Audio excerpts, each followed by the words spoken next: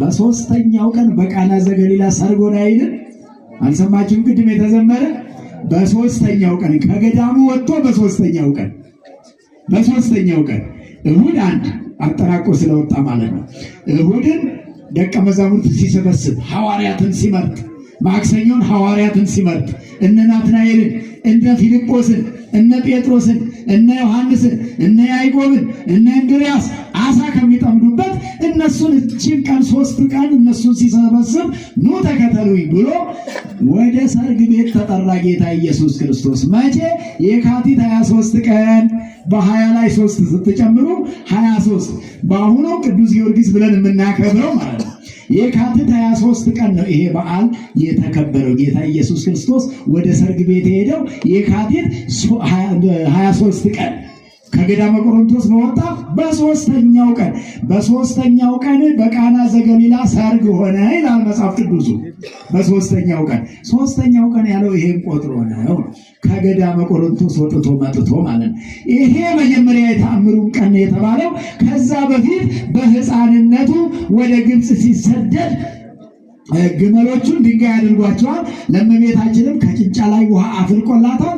ተአምር ብዙ አልተለየውም ጌታ ኢየሱስን።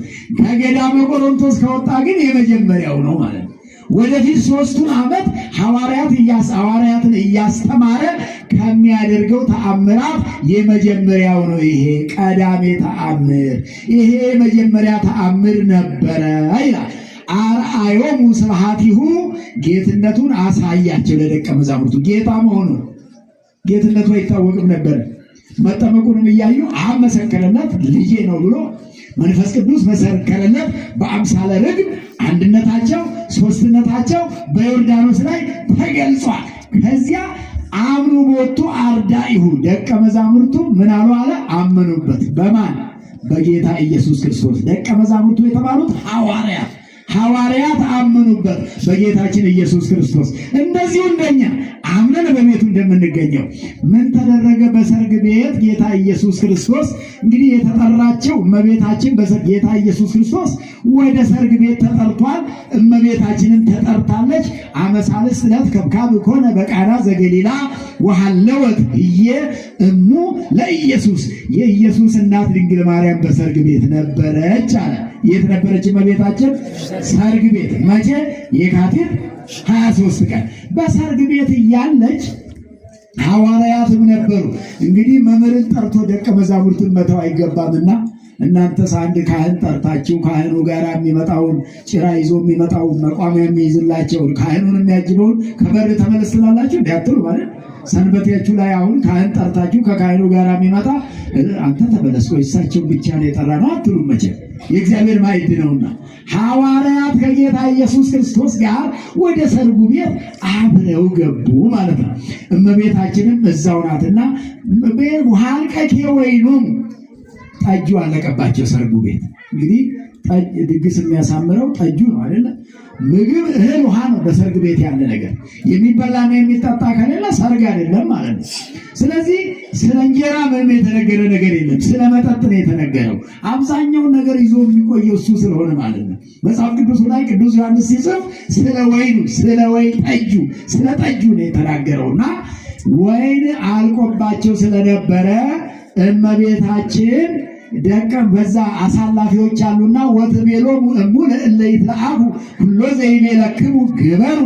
በዛም ይላላኩ አሳላፊዎችን እመቤታችን የሚላችሁን ነገር አድርጉ ያዛቸዋልና እሱም ያዛቸውን አድርጉ አለች። ምን አለች እመቤታችን? የሚላችሁን በሉ እስቲ የሚላችሁን አድርጉ፣ የሚያዛችሁን አድርጉ። አሁን ማን ነው አዛዡ? ኢየሱስ ክርስቶስ ነው። እግዚአብሔር የሚያዛችሁን አድርጉላችሁም ስትል ነው እመቤታችን። እግዚአብሔር የሚያዘንን ነገር ታዘን አድርገን ለመኖር እግዚአብሔር ይርዳን። ከዚያ እመቤታችን ያለችው አልቀረም። ጌታ ኢየሱስ ምን አላቸው? እዛ ቤት የሚያስተናግዱ ግራ ገብቷቸው ባለሰርጉም ተጨንቆ አፍሮ ተዋርዶ ባለበት ላይ እዚያ ላይ የሚያስተናግዱትን ምልእወን ለመሳብክት ማየ 6 ጋኖች በዛ ነበሩ ይላል። እነዛም የድንጋይ ናቸው። እያንዳንዳቸው ደግሞ 2 እንስራ የሚይዙ አሉ፣ 3 እንስራ የሚይዙ አሉ። ውሃ ሙሏቸው አለ ጌታ ኢየሱስ ክርስቶስ። ታዘዙ ተብለዋል፣ ሞሉ ውሃውን። ወመልእዎን እስከ አፍሆን ወእስከ ላዕሎን፣ እስከ አፋቸው ድረስ። በተርጉማኑ ምን ይላሉ? እንደ ቅቤ ቆለል እስኪል ድረስ። ውሃ ቆለል አይልም አይደል? ሲሞላ እስከ አፉ ድረስ ነው የሚሆነው። ከተረፈ ይፈሳል። ቅቤ ግን ስኒውን ሲሞላ ኩባያውን ሲሞላ አይታችኋል አይደል? ቆለል ይላል ወደ ላይ። እንደዚህ እንደ አንዳንድ መምህራን እንደሚጠመጥሙት እንዲህ የተጠመጠመ ሆኖ ወደ ላይ ይወጣል ቅቤ።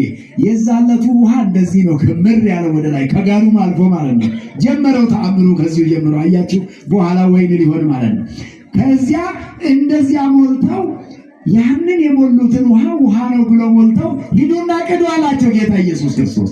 ሂዱና ቅዱ ሲላቸው ቀርተው ለአሳዳሪው ለትልቁ ሰው ለመጀመሪያው ሰው ሲሰጡት ሲቀምሰው እንደዛ አይነት ወይን ከዛ በፊት ተጠጥቶም አያውቅም። ዛሬ ነው የሆነው። ዛሬ ነው የተደረገው። የመጀመሪያ ተአምር ተባለ ማለት ነው።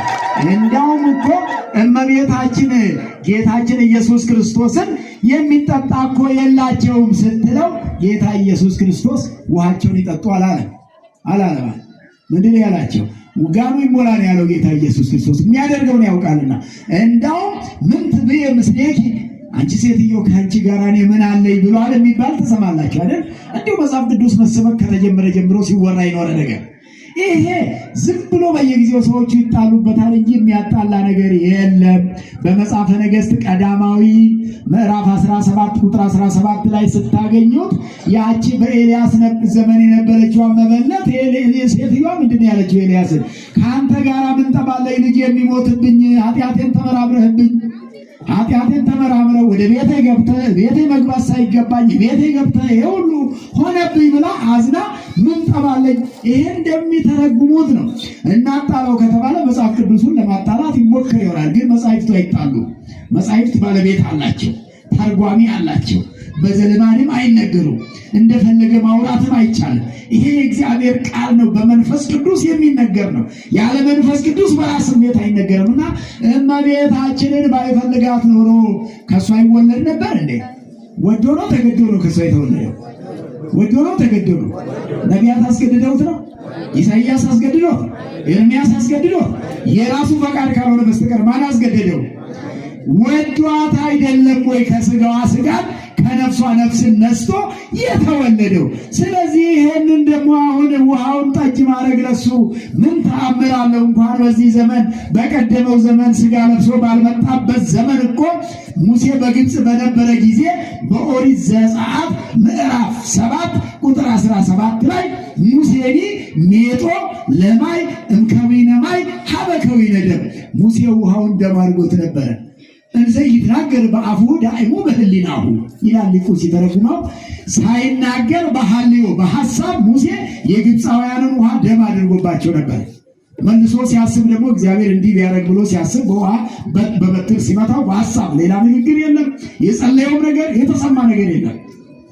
የግብፃውያንን ውሃ ደም ያደረገው መልሶ ደግሞ ውሃ ያደረገው። ሙሴ እንኳን ውሃ ሲለዋውጥ ይውላል ነበር። እንኳን አምላከ ሙሴ ደስ ያላችሁ እግዚአብሔርን አመስግኑ። ይሄንን ውሃውን ጠጅ ማድረግ ውሃ መለዋወጥ ለጌታ ትልቅ ነገር ነው እንዴ? ለአምላካችን ትልቅ ነገር አይደለም? እነ ሙሴ ባህሩን ከፍለውት አሻግረዋል ህዝባቸውን። ይሄ ለእግዚአብሔር እንደገና በቆሮንቶስ በአንደኛ ቆሮንቶስ ምዕራፍ 10 ቁጥር 3 ላይ ወኮብሰ ክርስቶስ ውእቱ ይላል ቅዱስ ጳውሎስ ሲናገር ሲተረጉመው። ወኩሎሙ ሳቲው እምኮብ መንፈሳዊት እንተ ትተሉ ድሪሆሙ፣ ከኋላ የምትከተላቸው አለት ነበረች አለ እስራኤልን። እስራኤል በበረሃ ሲሄዱ ያኔ አለቱ ይከተላቸው ነበር። አንዲት አለት ነበረች። ያቺ አለት ስትደርስባቸው ሲጠማቸው ተከፍላ ውሃ የሆነችላቸው ይጠጡ ነበረ። ያን ተረጎመ ቅዱስ ጳውሎስ ምን አለ? ወኮብሰ ክርስቶስ ውእቱ፣ የሚጠጣው ክርስቶስ ነው አለ። ከአለት ላይ ውሃ ሲያፈልቅላቸው የነበረ ዛሬ ደግሞ መጥቶ እራሱ ውሃውን ጠጅ አድርጎ አጠጣቸው አለ። ይህን ነው የተናገረው። ከዛ እመቤታችን ቅድስት ድንግል ማርያምን ምን አለ? አዲ ይበጽሐ ጊዜ ገና አልደረሰም በሉ ሁላችሁ። ጊዜ ገና አልደረሰም። ማን ነው ያለው? ጌታችን ነው። ለማን ነው ያለው? ለእመቤታችን ነው። ምን ማለቱ ነው? ጊዜው አልደረሰም። ገና 3 ዓመት ከ3 ወር ወንጌል አስተምሬ ሐዋርያትን ለመንግሥተ ሰማያት አዘጋጅቼ ለሕዝቡ መምህራን አድርጌ ጊዜው አላለቀም እንጂ 3 ዓመት ከ3 ወርማ ሲሆነኝ እንደው አይደለም ውሃውን ጠጅ ማድረግ ራሴንም ደሜን አፍስሼ አጠጣችኋለሁ አለ ጌታ ኢየሱስ ክርስቶስ። ደስ ይበላችሁ። ደሜን አፍስሼ አጠጣችኋለሁ። ሥጋዬን ቆርሼ ደሜን አፍስሼ አበላቸዋለሁ፣ አጠጣቸዋለሁ። አንዳንዱ ሰው ሳያውቅ እየቀረ እዛው ቃና ገሊላ ዘገሊላ ሰርግ ቤት እየቀረ እዛው ጠጁ ላይ እየቀረ ወደ ደሙ ሳይመጣ እየቀረ ወደ ሥጋው ሳይመጣ እየቀረ ብዙ ሰዎች ናቸው እዛው የሚቀሩት። እኛ ግን ቃና ዘገሊላ ላይ የምንቀር ሰዎች ሳንሆን ቀራንዮን የምንሄድ ነን። ደስ ይበላችሁ። ቀራንዮ ድረስ ሥጋውን የምንበላ ደሙን የምንጠጣ ነን። እስከ ቀራንዮ መሄድ ካልተቻለ በቃና ዘገሊላ ላይ እዛው ጠጇን እያጣጣምክ ከቀረ ድነት እዛ ብቻ አይገኝም። ይሄ ተአምር ነው። ይሄ የተአምር ቦታ ነው። አምላክነቱን የሚገልጽበት ስፍራ ነው። አምላክነቱን የገለጸ እዚህ ስፍራ ላይ አምኖ ወጥቶ አርዳዩ አርአዮሙ ስብሐቲሁ ማለት ጌትነቱን አሳያቸው። ጌታ ባይሆን ኖሮ አንተ ታደርገዋለህ፣ እኔ ያደርገዋለሁ። ውሃውን ወይን እናደርጋለን፣ እኛ እንችላለን። ምናልባት እንደው ጠጅ የሆነውን ውሃ እናደርግ ይሆናል ቀላቅለንበት እንጂ። ዛሬ ብዙ ሰዎች ወተቱን መልኩን ብቻ ይዘው ገበያ የሚቀርባሉ አይደለም እንደ ወተት ውሃ እየሞሉበት ደህና ላሚቷ ደህና የሰጠችውን እኮ ነው። ላሟ ደህና ሰጥታለች። ላሟ ምንም አላደረገችም። እንደው በተፈጥሯ ውሃውን ከወተት ጋር አልቀላቀለችም። ላም ወተት ትጠጣለች አይደል? ውሃ ትጠጣለች አይደል? የምትጠጣው ውሃ በውስጡ አለ።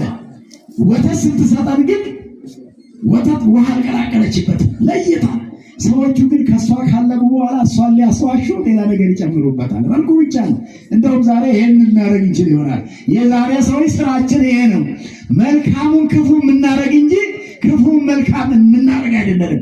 ወይኑ የተባለው ቅዱስ ጳውሎስ ገላትያ ላይ ሲናገር ሕይወት የሰ ሐልቀት ወበሕይወተ ክርስቶስ አሎኩ አነ፣ እኔ ሕይወቴ አልቃ በክርስቶስ ሕይወት ነው ያለው አለ ቅዱስ ጳውሎስ። እኛ እኮ ይህንን የማይጣፍጠው ውሃውስ መልካም ነው፣ የማይጣፍጥ ሕይወታችን የጣፈጠበት ዘመን ነው አዲስ ኪዳን ማለት። ቅዱስ ጴጥሮስ ሲናገር እንዘ ቀድሞ ኢኮንክሙ ሕዝቦ ለእግዚአብሔር ይእዜሰ ሕዝበ እግዚአብሔር አንትሙ፣ ቀድሞ የእግዚአብሔር ሰዎች አልነበራችሁም። አንደኛ ጴጥሮስ ምዕራፍ 1 ቁጥር 10 ላይ ቀድሞ የእግዚአብሔር ወገኖች አልነበራችሁም፣ ዛሬ ግን የእሱ ወገኖች ናቸው አለ። ቆላስይስ ላይ ቅዱስ ጳውሎስም እንደው ፍርሃት ሰጸሩ ወነኪሩ በልብክሙ፣ እናንተ ቀድሞ 5500 ዘመን ከእግዚአብሔር የተለያችሁ ነበራችኋል። የእግዚአብሔር ጠላቶች ነበራችኋል። ከእግዚአብሔር የራቃችሁ ነበራችኋል። ዛሬ ግን እግዚአብሔር አቀርቧችኋል። እግዚአብሔር ወዷችኋል። እግዚአብሔር ጠርቷችኋል። እግዚአብሔር ከዓለም ለይቷችኋል። እግዚአብሔር ከኃጢአት ገላግሏችኋል። ከባርነት የተገላገልንበት ዘመን ነው አዲስ ኪዳን ማለት ነው። አሁን ያለንበት ዘመን የነፃነት ዘመን። እንግዲህ ባለማወቅ በምድራዊ ጉዳይ ተጠምደን የሰማዩን ጉዳይ ማየት ተስኖን በምድር ላይ የምንሰማው የምናወራው የምንተባበርበት ነገር ሁሉ ሰማያዊውን ነገር ተባበሩት። መንፈሳዊውን ነገር መተባበር ነው። ምድራዊውን ነገር ዓለማችን ላይ ያለ ነገር እኮ ጣፈጠም መረረም ያልፋል አይደለም እንዴ? ማያልፍ ነገር አለ እንዴ? የማያልፈው የሰማዩ ነውና የሰማዩን ነው መጠመድ። ምድራዊ ምግብን ምድራዊ መጠጥን ተጠምዶ መኖር አይደለም። እስራኤል መና ከሰማይ እየወረደላቸው ውሃ ከጭንጫ ሲፈልቅላቸው እኮ ጠቅላላ እግዚአብሔርን ረስተውት ምግብ ብቻ ነበር የሚጠብቁት። ያው ምድራዊ ነገር ብቻ መጠበቅ ሆነባቸው። አበዊነሰ መና በሉ በገዳም ወሞቱ። አዎ ጌታ ኢየሱስ ክርስቶስ አባቶቻችሁ ወይንም አባቶቻችን በምድረ በዳ መናን በሉ ሞቱ ተባለ። በልተው ሞቱ። አሁን የምንበላው ግን በልተን የማንሞትበት ነው። ጠጥተን ሁለተኛ የማንጠማበት ነው። ለሳምራዊቷ ሴትዮ ጌታ ኢየሱስ ክርስቶስ አንቺ የምታጠጪኝ ውሃ መልሶ ያስጠማል ነው እኮ ያለው አይደለ?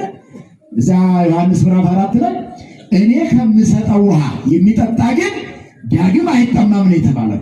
እኔ ከምሰጠው ውሃ የሚጠጣ ከእግዚአብሔር ጠጡ። ከእግዚአብሔር ስትጠጡ ሁለተኛ አትጠሙ። ከሰው ከሆነ የምትጠጡት፣ ከምድር ከሆነ የምትጠጡት፣ የምታስቡት ምድራዊ ከሆነ ሁለተኛ ያስጠማል። የዓለም ወሬ ዛሬ ያረካ ቢመስል ነገ መልሶ ያስጠማል። ዛሬ እርካታ ያለው ሊመስል ይችላል። የግሩፑ ጉዳይ፣ የጥላቻው ጉዳይ የዘረኝነቱ ጉዳይ ሰው በዘር አይጣላም ወገኖች፣ በዘርም አይወደድም። በማንነቱም የተወደደ ነው ሰው አይደለም እንዴ? ማንኛውም ሰው በመሆኑ እስቲ እንዲበሉ ሰውን በሉ በሰውነቱ ለመውደድ እግዚአብሔር ይርዳል። አሜን በሉ። ሰውን በሰውነቱ ለመውደድ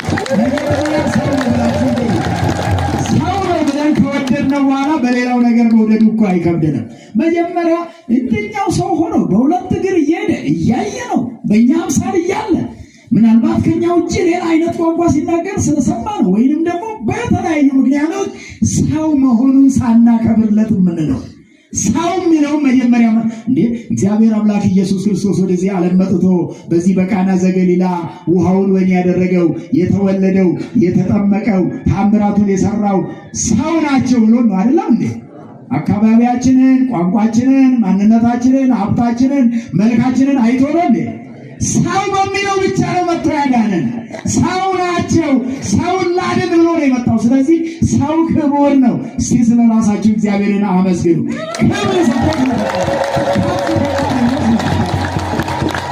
ስለዚህ አምላካችን መድኃኒታችን ኢየሱስ ክርስቶስ በቃና ዘገሊላ ውሃውን ወይን ያደረገበት ዕለት፣ ያጣፈጠበት ዕለት፣ የእመቤታችንን ምልጃ የተሰማበት ዕለት ነውና ለዚህ ቀን ያደረሰን እግዚአብሔር የተመሰገነ ይሁን።